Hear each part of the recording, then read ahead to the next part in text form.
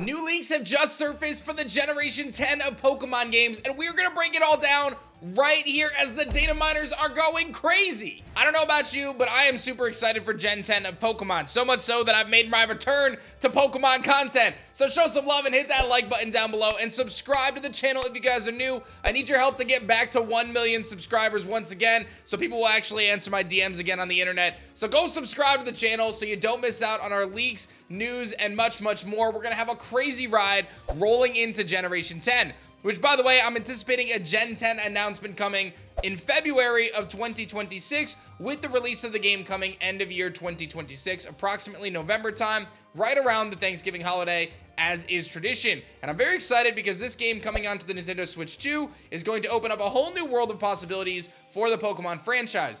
I like Scarlet and Violet, but it had its issues on Switch 1. Legends EA was solid, but being confined to the city wasn't quite my vibe. But let me tell you, Generation 10 has tremendous potential, and these data mines and leaks that are coming out are making it even more epic. We're going to talk about the Poke Ride feature and how all these things come together to allow you to traverse this brand new terrain. We've got a lot to cover in this video, so let's just dive into it. So the first thing we're going to talk about is just some notes that came out from a couple different articles from the data miners, and then we're going to dive into all the Poke Ride stuff, which is very fascinating. So let's see here. The first thing is we've got a big game filled with islands, okay? So you're going to be traversing these islands based on Southeast Asia. There's a minimum of 16 major islands and a maximum of 49 major islands based on how the assets are labeled. Now remember, these data miners are diving through the raw data files that they got from the Terra leak, and we're able to uncover quite a bit of information, but some of it is a little bit old and outdated, and it only points to some directions, but it does give us some interesting clues on what could be coming for this game. The first major island has a large major city, at least 3 towns, 2 of which have some kind of trials, and a location called the Relic Tower. There's a bunch of assets related to things called trials, but we have no idea what they could be specifically. Now, if you remember, trials have been utilized in Pokemon a couple different times. You've got the Totem Pokemon that you faced off against, and in Sword and Shield, you faced off against these little mini challenges, like hurting the Wooloo for Milo. I'm very curious how they're going to approach these trials and what kind of challenges the player is going to go on in this game, presumably before you take on a gym leader. There are assets for multi-floor caves, but it's unclear if this is a loading screen thing or an elevation thing. There's assets for tree houses. Seemingly Town 3 on the first island has tree houses, but we don't have a lot of context here. Could this be the new future of secret bases, or could it just be a design choice like Tree City? There are 10 different tree assets and a bunch of coral assets. So Game Freak is ultimately updating their plant game, and I'm excited for more diverse biomes. This game seems to be featuring and focusing a lot on exploration, both on land, sea, and sky. So it makes a lot of sense for those biomes to be very detailed. We also have a volcano and a desert biome confirmed for the game, but that's pretty self-explanatory. So we know there's 16 significant story islands, and after further digging, because there's 16 islands in the scenes folder for cutscenes. So there's a scenes folder that shows the cutscenes. There's 16 different islands showcased in the cutscenes. It's very likely that there's 16 major islands because each of these has a cutscene when you arrive at the island. So that would make sense. They're not gonna have a cutscene for every island. If there's some minor islands and things that are just kind of filler, it would make a lot of sense. Any other islands between that and the 50 folder, which is seemingly all dungeons and unique locations, are likely minor.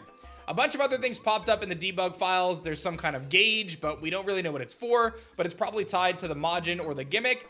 The gimmick right now is theorized to be focusing around weather. A lot of speculation around weather and how that can be intertwined to the Pokemon franchise. It's obviously been an in-battle effect that we've utilized, but it's possible that the weather is going to allow you to traverse the world or explore it slightly differently. I think back to Black and White, how the seasons changed, and that allowed you to explore the routes in a different way, and I could see that being really cool if you can explore the routes in a different way with the weather here. There's also a menu option called Poke Plate.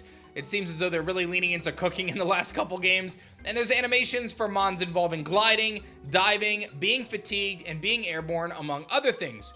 A ton of assets related to riding Pokemon in general. So the Ride Everything features seemed alive as well as of last year. We're going to talk a lot about Poke Ride in this video. There's a bunch of jungle assets, lava assets for Island 8, presumably the big volcano island, and there's hotel assets for Island 1, confirming that the initial leak is still around.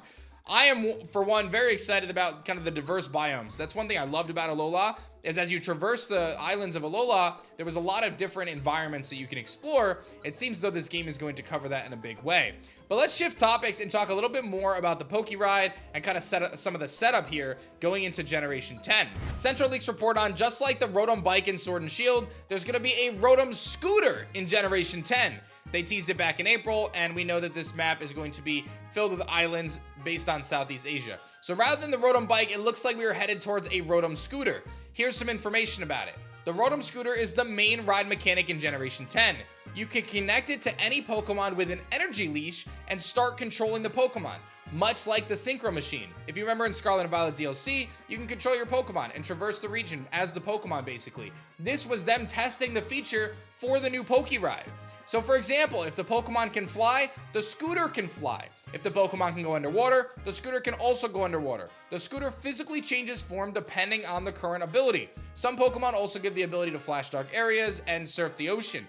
You control the Pokemon directly while the player follows behind on the scooter with the leash. The player never rides the Pokemon directly. This seems to be a big change of pace from what Game Freak was originally intending.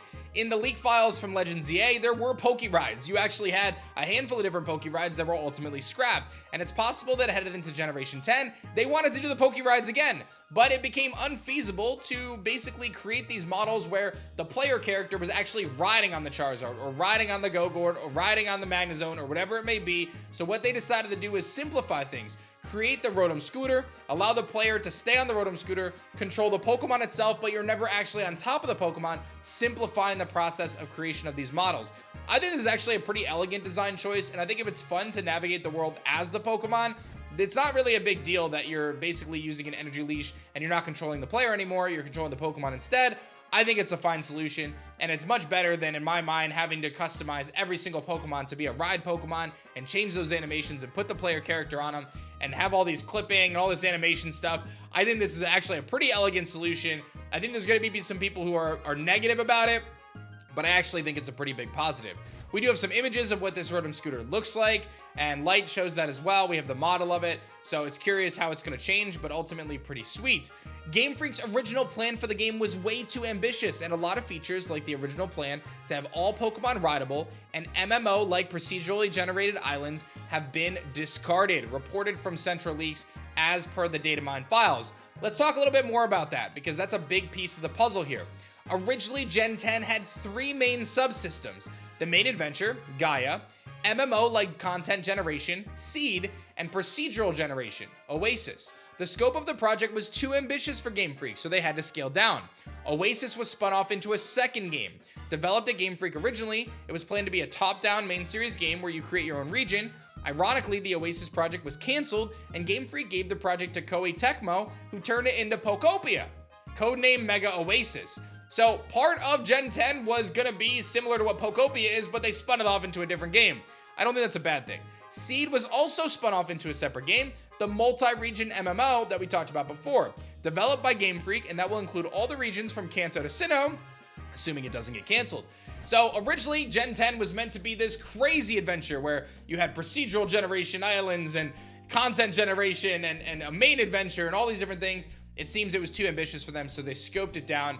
Again, I think some people are going to have some negative feelings about this, but I don't think it's the worst thing. I think having more focus and creating a great adventure is a better priority, and if the exploration is top-notch, then I'm okay with that. So it's interesting to see how this is going to develop, and the things that we know based on this leak. Pokopia is a game that I'm quite excited for.